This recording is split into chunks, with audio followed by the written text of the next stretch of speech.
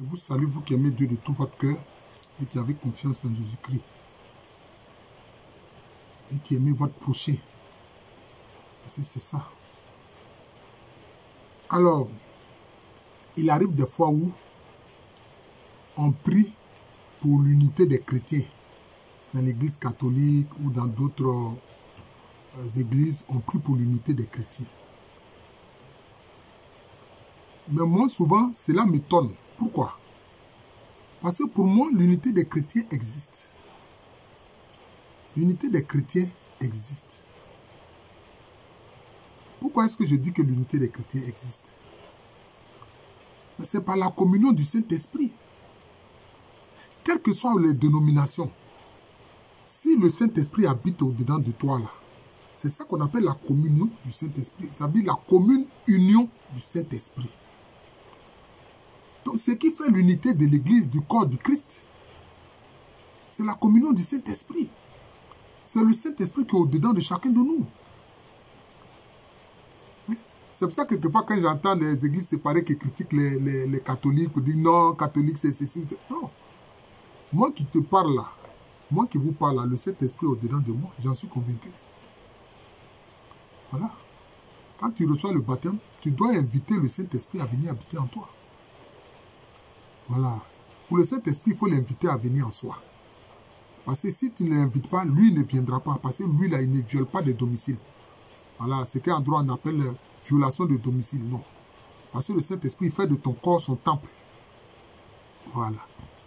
Donc, quelque part, l'unité du corps du Christ existe déjà, grâce à la communion du Saint-Esprit. Mais quelquefois, je me pose la question. Est-ce qu'on parle de l'unité de l'Église ou bien on parle d'une quête d'uniformité? Parce que qu'est-ce qui s'est passé dans l'histoire? Ah oui, dans l'histoire, les chrétiens se sont entretués. Ils n'ont pas été du tout dignes des promesses de Jésus-Christ. Ils n'ont pas du tout été dignes de l'amour du Père Céleste. Ils n'ont pas été du tout dignes de la grâce de notre Seigneur Jésus-Christ. Hein? Ils n'ont pas été du tout dignes de la charité du Saint-Esprit. Au début du XIe siècle, qu'est-ce qui s'est passé? Un représentant du pape, donc de l'église catholique, et puis un représentant des églises, les représentants des églises orthodoxes, se sont maudits. Ils se sont maudits. Pourquoi? Est-ce que c'était l'unité de l'église qu'ils recherchaient? Non. Chacun tirait le drap vers soi. C'était le pouvoir qu'ils recherchaient. C'est ça la vérité en fait. Parce que ce que les gens ont oublié, qu'est-ce que le Seigneur Jésus-Christ a dit? Hein? Après sa résurrection, qu'est-ce qu'il a dit? Il a dit à ses apôtres et à ses disciples, allez-y, faites de toutes les nations des disciples.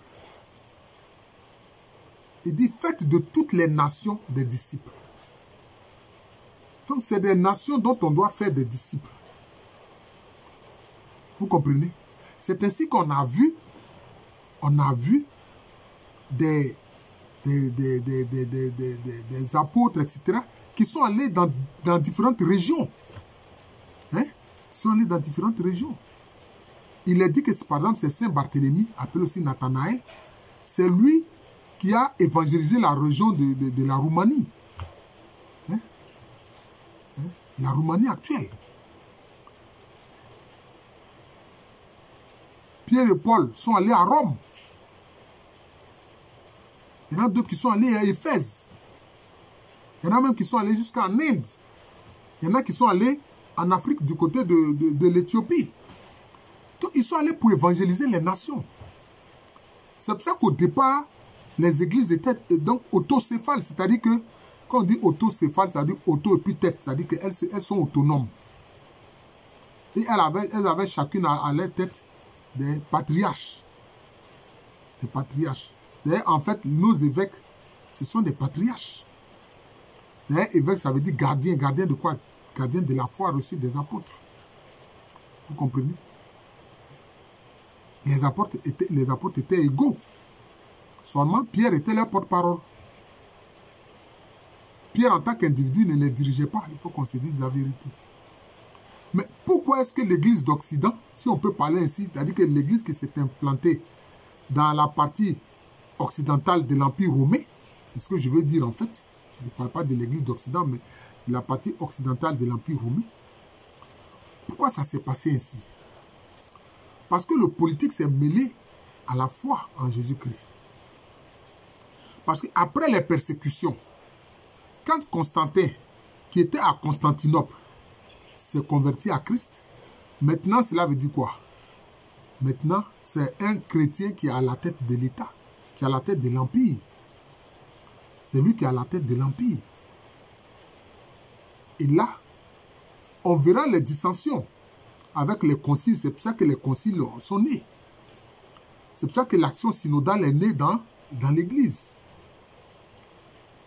Mais, il s'est trouvé que le patriarche de Rome, c'est-à-dire l'évêque de Rome, qu'on appelle le pape, il a voulu rassembler sous son autorité toutes les églises. Toutes les églises. C'est comme ça qu'il a perçu l'unité de l'église. Mais il faut le comprendre. Pourquoi est-ce que les papes ont toujours voulu rassembler toutes les églises sous leur autorité? Mais parce que les papes ont été confrontés à des pouvoirs politiques. Des pouvoirs politiques voulaient contrôler, la papauté voulait contrôler l'Église. C'est ça qui a fait problème. Vous comprenez? Parce qu'au départ, quand des rois en Europe ont commencé à se convertir à Christ, bon, quand ils étaient intronisés, quelque part, le pape donnait son onction.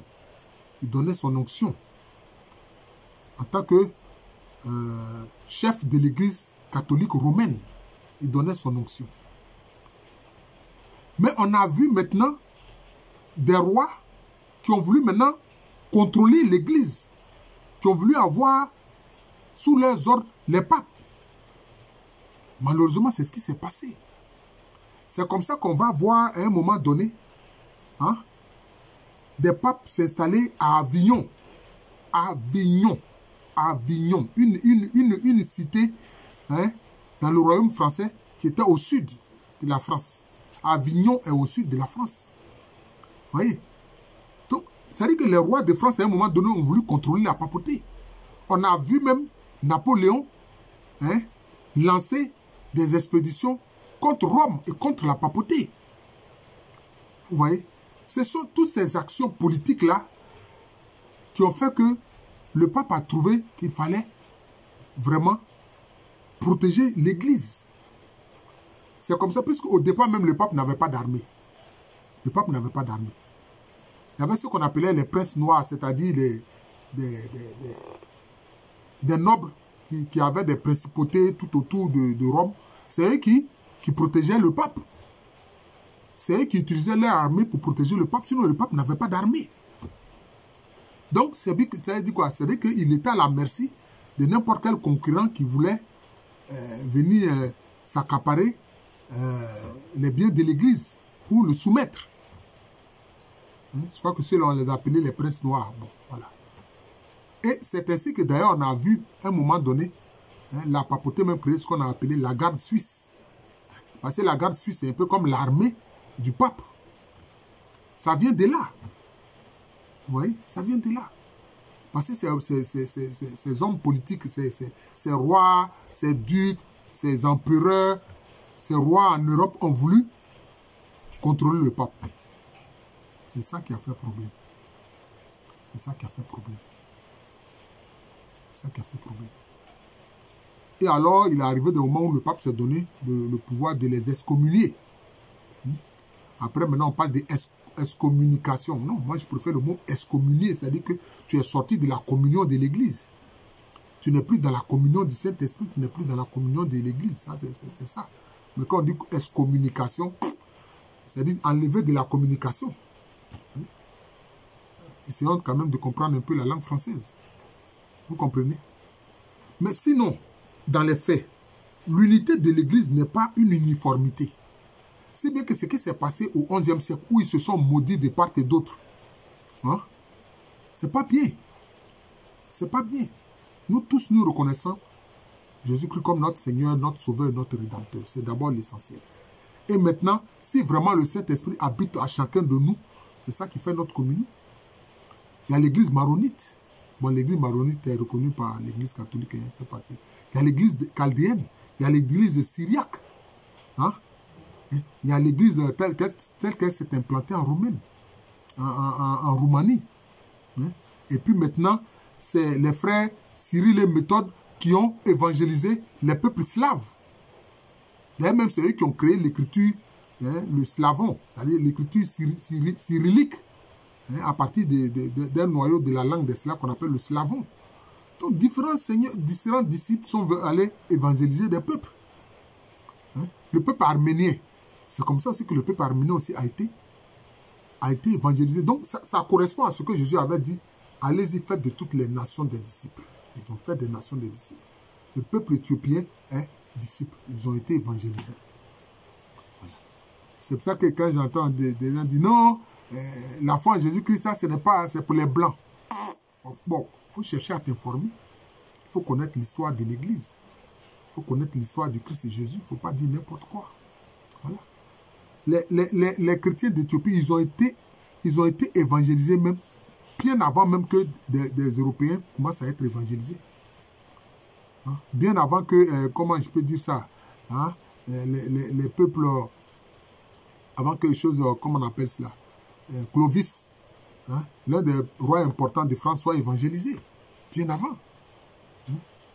C'est Saint Patrick qui allait évangéliser les peuples celtes, hein? Évangéliser la Bretagne, aller en Angleterre, etc., pour évangéliser. C'est Saint Patrick qui l'a fait, notamment en Irlande.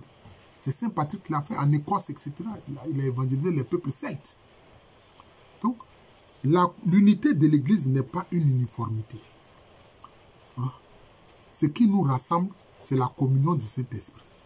Je vais terminer par un exemple. Un jour, il y a une de nos sœurs en Jésus-Christ, quand j'étais à Koumassi, à la chapelle Sainte-Famille d'Akromiambla, qui dépendait alors de la paroisse Notre-Dame de l'Assomption de Koumassi-Prodomou.